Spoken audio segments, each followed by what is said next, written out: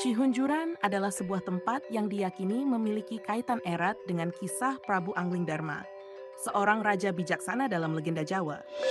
Dalam cerita rakyat, Cihunjuran diyakini sebagai salah satu lokasi pertapaan atau tempat pengasingan Prabu Anglingdarma setelah ia memilih untuk mengasingkan diri karena sumpah dan kesaktiannya.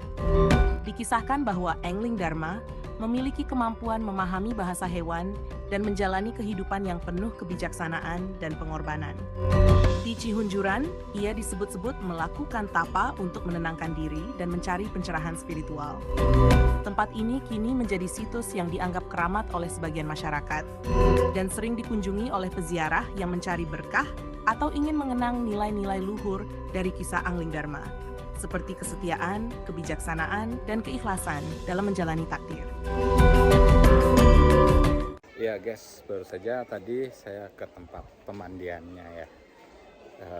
Ini merupakan proses simbolis ya, dalam artian sebuah ikhtiar yang ya harapannya sih terkonversi ke dalam bentuk-bentuk spiritual ya. Jadi mulai dari misalnya mandi, mencuci dari segala sesuatu yang membuat kita larut dalam kemaksiatan, seperti itu ya, yang saya tangkap dari pembicaraan Ustadz yang membimbing. Jadi boleh untuk teman-teman yang mau mandi secara personal atau mandiri boleh, yang mau dibimbing juga boleh. Nah, dan di situ kebetulan ada 3 sumber mata air. Jadi ada yang pertama di bawah pohon, yang kedua, ketiga itu ada di situ. Dan ini debit airnya tuh kencang banget. Silahkan, jadi kalau pengen mandi di sumber awal itu boleh terbuka ya. Tadi saya sudah meminta keterangan atau penjelasan yang lumayan cukup juga. Ki Jangkung namanya, saya lupa tadi. Ki Jangkung Prabu Anglingdarma, maaf.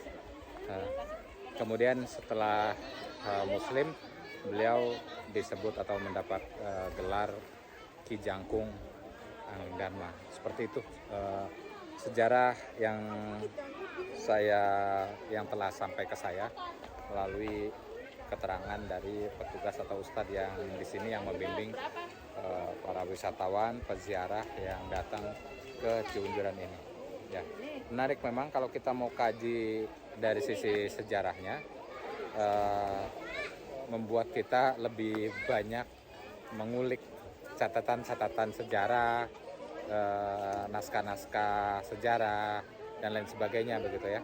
Jadi semakin kita penasaran pengen tahu siapa itu Ki Jangkung Anglingdarma, semakin banyak kita penasaran untuk membuka berbagai macam sumber pengetahuan, baik catatan sejarah, dokumentasi visual dan lain sebagainya yang bisa kita eksplor supaya kita tahu siapa sebenarnya Ki Jangkung Anglingdarma yang saya kunjungi pada kesempatan hari ini. Nah, ini ya, sebagai situsnya, situs Benda Cagar Budaya Peninggalan Kerajaan Salakan Negara Cihunjuran. Di belakang saya ada papan namanya, dan di belakang saya ini lagi itu ada musola, ya. Musola yang digunakan untuk melaksanakan ibadah sholat bagi para pengunjung atau wisatawan yang berkunjung ke tempat ini. Oke, itu saja sementara.